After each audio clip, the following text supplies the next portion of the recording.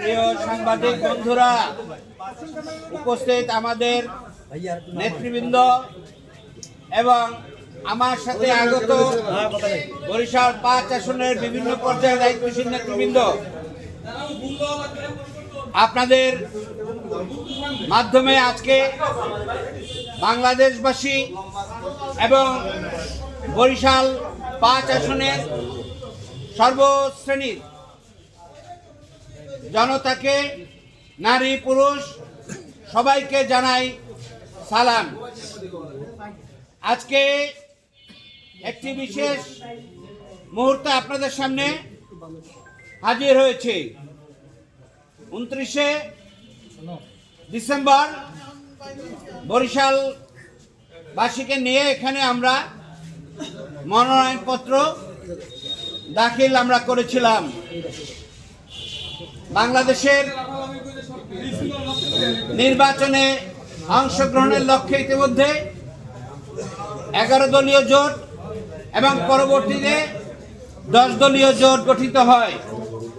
বাংলাদেশ জামাত ইসলামী সারা দেশেই জোট গঠনের আগে 300 আসন নিয়ে তারা প্রস্তুতি নেয় এবং তারই অংশ হিসেবে বরিশাল 5 আসনে বাংলাদেশ জামাত ইসলামের মনোনীত প্রার্থী হিসেবে এখানে আমাকে মনোনয়ন দিয়ে আমাদেরকে কাজ করতে বলা হয় এবং সেইভাবে আমরা সব ধরনের প্রস্তুতি নিয়ে এখানে সকল নারী পুরুষ প্রত্যেকটা বাড়ি এলাকায় আমরা পৌঁছে যাই। আলহামদুলিল্লাহ। বাংলাদেশে ন্যায় এবং ইনসাফ ভিত্তিক একটি সমাজ গঠনের লক্ষ্যে এখানে ঐক্যবদ্ধভাবে ইসলামী সমমনা এবং দেশপ্রেমিক রাজনৈতিক দলের ঐক্য হয়। তার আলোকে বাংলাদেশে জামাত ইসলামী সহ এই সমস্ত দলগুলো সমঝোতার ভিত্তিতে নমিনেশনের ব্যাপারে আবার পুনর্বণ্টনের ব্যবস্থা করে এবং সেই সমস্ত প্রেক্ষাপটে এক পর্যায়ে আমাদের চরমনায় তারা আলাদা নির্বাচন করতে সিদ্ধান্ত নেয়। তো কিন্তু জোট গঠন এবং বাংলাদেশে ন্যায় এবং ইনসাফ ভিত্তিক রাজনীতি, কল্যাণের রাজনীতি, সন্ত্রাস চাঁদামুক্ত এবং একটি মানবিক বাংলাদেশ গঠনে সকলের ঐক্যবদ্ধ ভূমিকা রাখার দায়িত্ব এবং দাবি দেশবাসীর আছে এবং জামাত ইসলামী একটি দায়িত্বশীল দল হিসেবে সারা দেশে এই যে ঐক্যবদ্ধ ভূমিকা, সেই ভূমিকার ক্ষেত্রে জামাত ইসলামী বড় দল হিসেবে সে সকলকে নিয়েই আগামী বাংলাদেশ গঠনের জন্য উদ্যোগ নিয়ে কাজ করে আসছে। আমাদের নেতা ডাক্তার শফিকুর রহমানের আহ্বানে এই উদ্যোগ এখনো অব্যাহত আছে। সেই জন্যে আগামী দিনের রাজনীতি সহনশীলতা, সহমর্মিতা, ভ্রাতৃত্বের মধ্য দিয়ে সকলের সম্মান এবং মর্যাদা সমন্বিত রেখে বাংলাদেশে যেন আবারও আমরা সকলে মিলে ঐক্যবদ্ধভাবে ভূমিকা নিয়ে কাজ করতে পারি, এই জন্যে আমরা বরিশাল 5 আসনের এই জামাত এবং 10 দলীয় জোটের প্রার্থী হিসেবে জামাত ইসলামের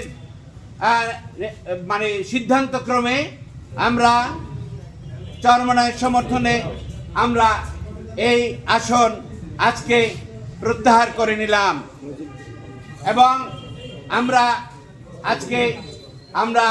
আহ্বান জানাই যে সারা বাংলাদেশে এইভাবে আমরা যেন কল্যাণ এবং ন্যায় ইনসাফের ভিত্তিতে আমরা বাংলাদেশ গড়ে তুলতে পারি।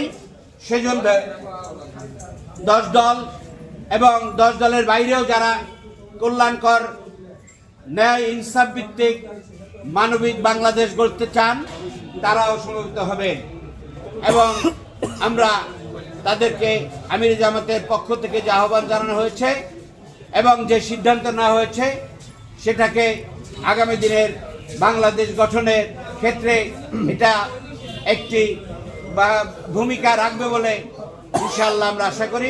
বাংলাদেশের বিভিন্ন জায়গায় এরকম আসন বিভিন্ন জায়গা থেকে অন্যান্য দলের পক্ষেও ছেড়ে দেওয়া হয়েছে। আমি আমার সাথে বরিশালবাসী দীর্ঘদিন সময় নিয়ে কাজ করেছেন, তাদের অনেক প্রত্যাশা ছিল এবং আমরা আলহামদুলিল্লাহ এখানে বাংলাদেশ জামাত ইসলামীর শক্তিশালী সংগঠন রয়েছে। প্রত্যেকটা ওয়ার্ডে, ইউনিয়নে এবং শহরের বিভিন্ন জায়গায় বিভিন্ন শ্রেণী পেশার মানুষ, নারী পুরুষ সবাই জামাত ইসলামীর সাথে ঐক্যবদ্ধভাবে কাজ করার জন্য প্রস্তুতি নিয়ে তারা কাজ করে গিয়েছিলেন। এখন আমরা আহ্বান জানাবো যে ইনশাল্লাহ বাংলাদেশের রাজনীতি শুধুমাত্র একটি নির্বাচনী নয়, আরও দীর্ঘ রাজনীতি এবং বাংলাদেশের জনগণের কাজ আছে। বরিশালের জনগণের পক্ষ থেকে আমি একজন তাদের ভাই হিসেবে তাদের সহযোগিতা, সহমর্মিতা এবং বিভিন্ন ত্যাগের জন্য আল্লাহ তাআলার কাছে শুকরিয়া জানাই এবং তাদেরকে আমি কৃতজ্ঞতা জানাই। এবং সামনে এই আসনে আমাদের চরমনাইয়ের পক্ষ থেকে, ইসলামী আন্দোলনের পক্ষ থেকে জনাব ফয়জুল কবিরকে, জনাব মুফতি ফয়জুল করিম সাহেবকে এখানে সবাই সমর্থন দিয়ে সহযোগিতা করে তাকে যেন এখানে নির্বাচিত করে আনা হয়, সেই আহ্বান জানিয়ে আমার কথা শেষ করছি।